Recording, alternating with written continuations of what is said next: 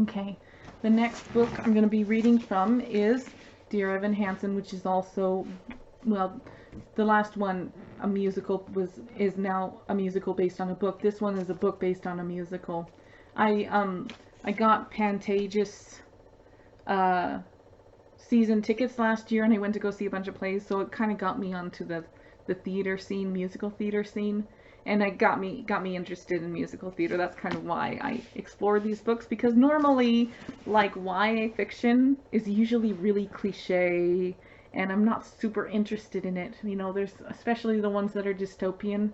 Like, there's one or two that are good, and then the rest of them are very the same. And I started reading some John Green books, but they get kind of repetitive too. This one seems like it starts out seeming like this is going to be a John Green book. Like, but then it has kind of a twist to it. Like, I think as young adults, especially when I was growing up when Harry Potter came out, we kind of have this idealized portrait of what friendship should be, and the idealized family relationship with the Weasleys and Harry and Ron and Hermione and how they're always there for each other. And this is not about that. It's about what happens when you don't have that. And it plays around with the idea in a very fascinating way through the exploration of these two characters, Evan Hansen and Connor Murphy. And the chapter I wanted to read is actually from the perspective of Connor Murphy, the secondary protagonist. And it's a pretty short chapter, and just him telling a story about something that happened in his life when he was a kid. He's got behavioral health problems, like impulse control, and just, you know, deals with mental health and behavioral health problems. And this little anecdote about something that happened when he was a kid really just explains so much about him that you don't get about him when you will just listen to the musical songs or watch the bootlegs of the musical or whatever. So I'm going to start. Mrs. Gorblinsky, this is the teacher who he notoriously, everybody knows, threw a printer at when he was a kid. Mrs. Gorblinsky, she actually gave a shit. Other people assumed she was a nemesis because of the story, I guess. The legend. That's what happens with legends. The facts get pushed aside and replaced with something more dramatic. I'm guilty of it too. I've heard the story so many times, even told it myself. I began to believe the simple version. Connor Murphy threw a printer at Mrs. G. Well, yeah. But it was a long time ago. 2nd grade. I only remember bits and pieces. We all had jobs.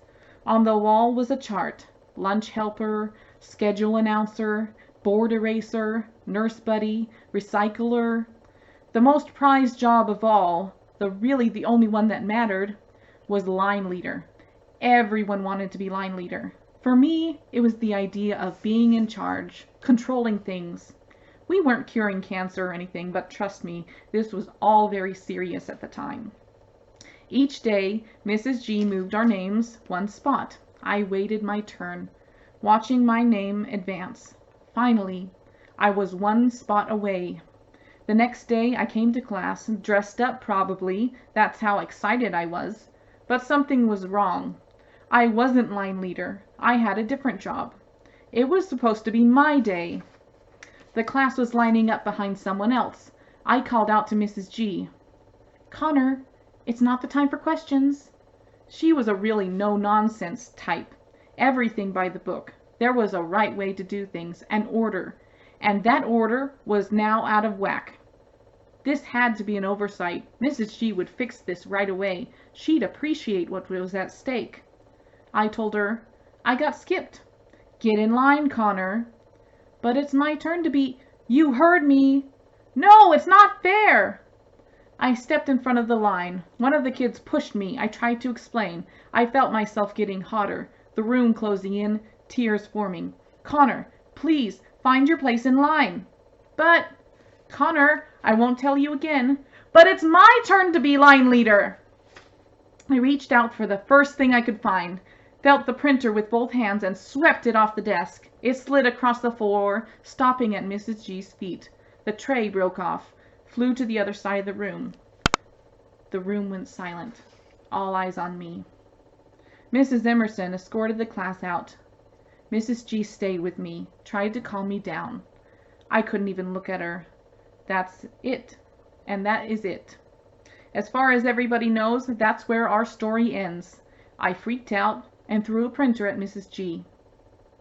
But it wasn't the end. The next day, the printer was back in place, back on the desk minus the tray. And on the job chart, I was line leader. And Mrs. G moved my seat closer to her desk. She gave me a little pad.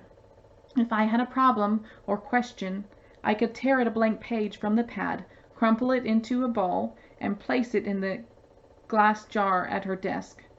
She wouldn't stop teaching the class on my behalf. I won't tolerate any more disruptions, she said, but she promised that if I placed a ball in the jar, she'd see it. And when the time was right, she would get to me. But I had to be patient. If I was, she would listen. She would hear me. I would be heard. Everyone in school knew about the printer. It became this thing that followed me around, the log line to my movie, telling people what to expect of me, telling me what to expect of myself. I was the villain. That was my role. And Mrs. G was the victim. And for years, that's been our story. But it demands a correction. She made a mistake, and so did I. That's the end of the chapter. Part of the reason I really love that aspect, or, excerpt of the story, is that I feel like it's not only just a microcosm of Connor as a character, but it's kind of a microcosm of the entire book. When you watch or listen to the musical, the "You will be found, you will be heard" is kind of their tagline. But when you read the book, you realize that it's a lot more complicated than something that can be summed up in a hashtag, or something that you can post on social media. Like, there's a complicated interplay. Like, you have to be patient to be heard. Like, you have to find the people who will listen to you, and you have to be vulnerable enough to express yourself.